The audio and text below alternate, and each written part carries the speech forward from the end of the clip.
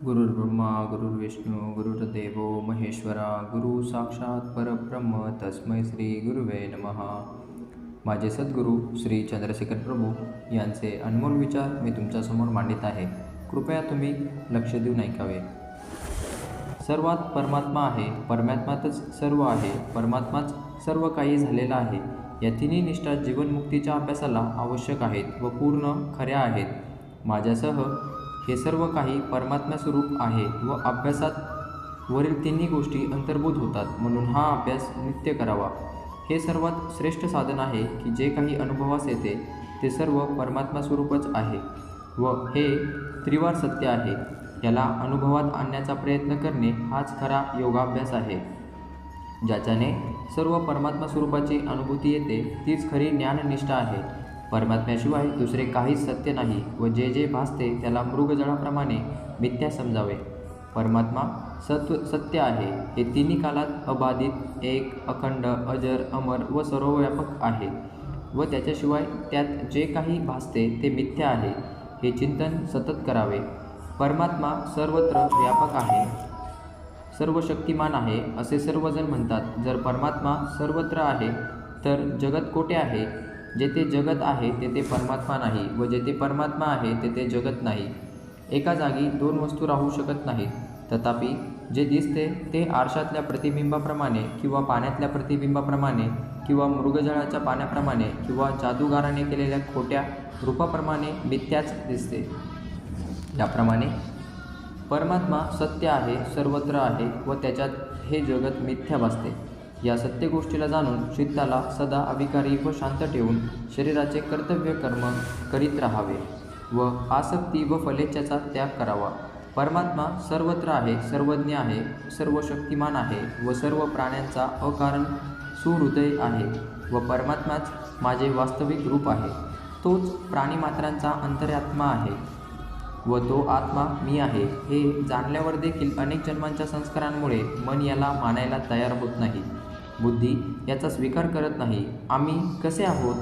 गीता सांगते, जशी श्रद्धा तसे स्वरूप. आमची जशी श्रद्धा आहे तसाच आमचा आत्मा आहे, तसेच आम्ही आहोत. श्रद्धेचा आधार बुद्धी आहे. बुद्धीत संस्कार जसा दृढ होईल तशी श्रद्धा होत असते. याकरिता जोपर्यंत बुद्धी शुद्ध होणार नाही तोपर्यंत आत्मज्ञान दृढ होणार नाही व आत्मसाक्षात्कार होणार नाही. अज्ञान दूर झाल्याशिवाय वासनांचा नाश होत नसतो. अज्ञानाचा पडदा, मायेचा पडदा दूर करण्याकरिता मायापतीला शरण जाणे हे साधकाला फार जरुरी आहे. माया बलवती आहे, परमात्म्याची शक्ती आहे. तिला जीव आपल्या अल्पशक्तीने जिंकण्यास कधी समर्थ होऊ शकत नाही. साधकाला तर सर्व प्रकारे आज परमात्म्यालाच शरण गेले पाहिजे. जीवात्म्याचे वास्तविक स्वरूप परमात्माच आहे, परंतु त्याच्या वास्तविक स्वरूपाला समजण्याकरिता मायेचा पडदा दूर सारण्याची जरुरी आहे व तो दूर करणे परमात्म्याच्या अधीन आहे. म्हणून साधकाने खाली दिलेल्या गीतेच्या अर्धश्लोकाचा वारंवार भावपूर्वक उच्चार करावा. तमेव चांदम पुरुषम प्रपद्ये यथा प्रवृत्ती प्रसृता पुराणी. अर्थात मी त्या आदिपुरुष परमात्म्याला शरण जात आहे, ज्याच्यापासून या संसाराच्या प्रवृत्तीचा प्रारंभ होत असतो. परमात्म्याला शरण गेल्याशिवाय परमात्म्याची दया होत नसते. परमात्म्याच्या दयेशिवाय साधक लाखो उपाय करूनही मायेला जिंकू शकत नाही व त्या मायेच्या पलीकडे गेल्याशिवाय कोटी उपाय करूनही आत्मदर्शन होत नाही. आत्मदर्शन झाल्याशिवाय सर्व मोह म्हणजे अज्ञान कधी दूर होत नाही व तो मोह दूर झाल्याशिवाय सर्व दुःखाचा नाश व परमानंदाची प्राप्ती म्हणजे मुक्ती मिळत नाही. याकरिता साधकाने आपल्या शरीर प्रकृतीप्रमाणे आसक्ती, आग्रह तसेच कर्मफलाचा त्याग करून कर्म करीत राहावे. त्याचे फल चांगले हो किंवा वाईट हो त्याला पाहिल्याशिवाय कर्तव्य समजून कर्म करावे. जे काही कराल ते सर्व कर्तव्य म्हणून करावे. पूर्ण उत्साहाने, शांतचित्ताने, चांगल्या प्रकारे करावे. हर्ष व शोकरहित करावे. ही गोष्ट सहज सिद्ध होत नसते, पण प्रयत्नांती प्रभूच्या कृपेने होऊन जाईल. चित्तातून चिंता, भय, राग व द्वेष यांना काढून जे काही करावयाचे असेल ते शांत व स्थिर चित्ताने करावे. जे करण्याने मनात चिंता किंवा उद्वेग होईल अथवा भय वाटेल असे कर्म कधीही करू नये. परमात्मा सर्वांत आहे, म्हणून ज्यांच्याशी तुमचा संबंध येईल त्यांच्या आत असणाऱ्या परमात्म्याची सेवारूपाने त्यांच्याशी वर्तन ठेवावे. ज्याच्याशी संबंध येईल त्यावेळी हाच विचार करावा की भगवान याच रूपाने आलेले आहेत, माझ्याकडून काय सेवा होऊ शकते याचा विचार करून कर्तव्य समजून भगवंतांची क्रियारूपात पूजा करावी. यालाच भगवत पूजन किंवा आत्मपूजन म्हणावे.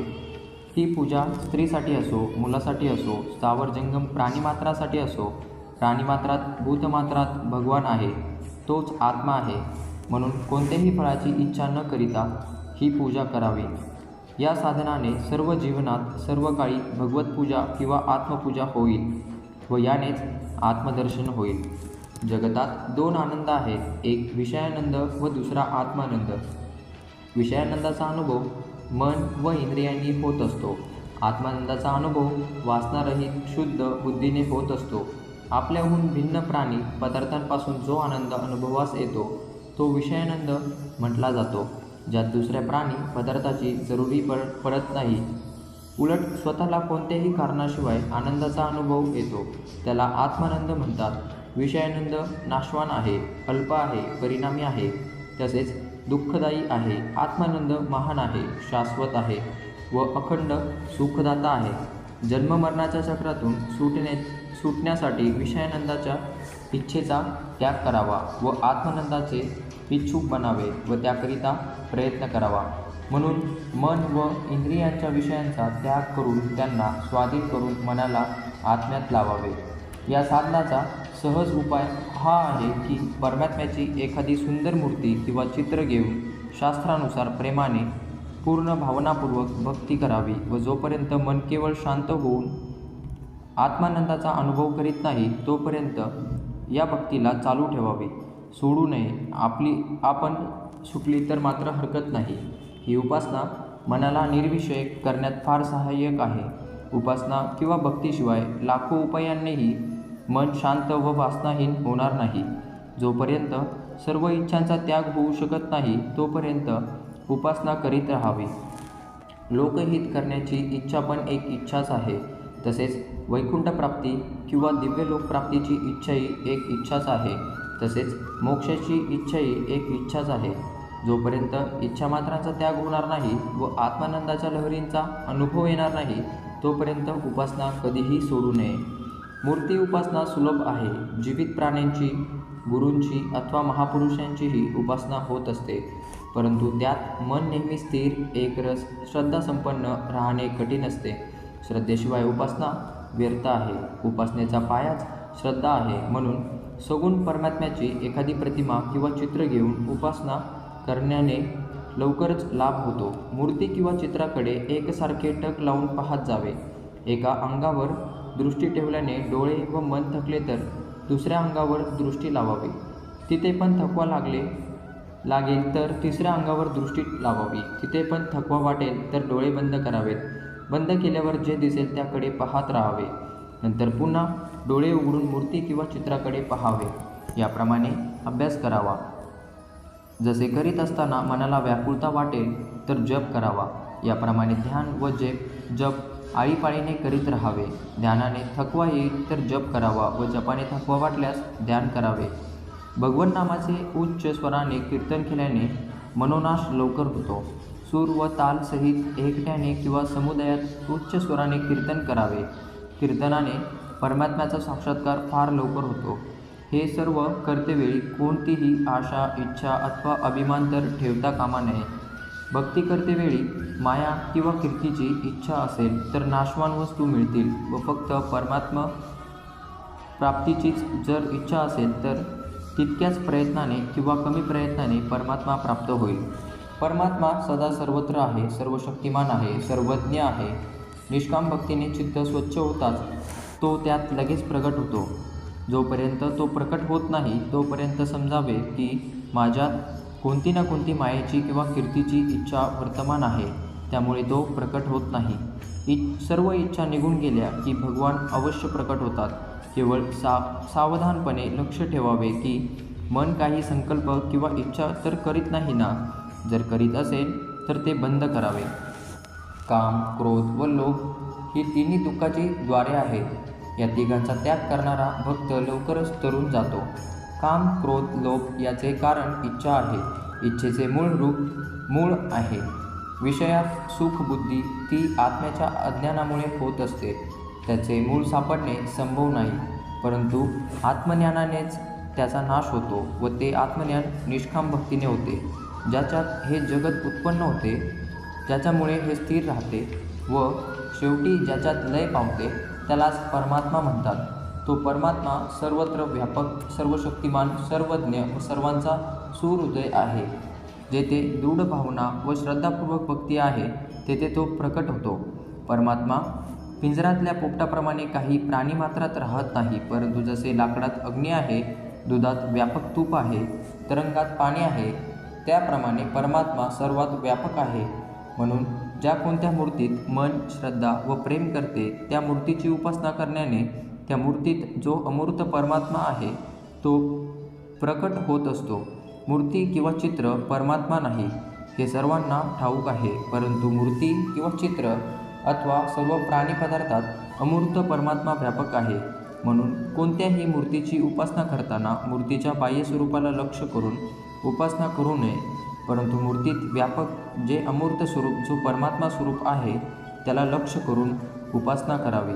जसे मूर्ती गणेश, हनुमान, शंकर अथवा देवीची असली तरी त्या सर्वात तो व्यापक परमात्माच आहे. मूर्तीची शक्ती परिमित आहे, देव व देवाची शक्ती परिमित आहे, परंतु त्यात व्यापक परमात्म्याची शक्ती मात्र अपार आहे. याच कारणाने सनातन धर्मात कोणत्याही आकाराची मूर्ती असो त्यात त्यांच्या स्तुतीत परमात्मा वाचक शब्द असतो. मूर्तीचा आकार कोणताही असो, परंतु वस्तुतः परमात्मा त्या मूर्तिरूपाने स्थित झालेला आहे. काम, क्रोध व लोभ यांना दूर करणे आवश्यक आहे, परंतु जोपर्यंत ते दूर होत नाहीत तोपर्यंत परमात्म्याची भक्तीही करू नये असे समजू नये. ते असे सहज दूर होत नाही. परमात्म्याच्या निष्काम भक्तीनेच ते दूर केले जातात. म्हणून साधकाला निष्काम भक्ती करणे जरुरी आहे व हे तिन्ही राहतील तोपर्यंत भक्ती करीतच राहणे जरुरी आहे. हरिओम नमः शिवाय.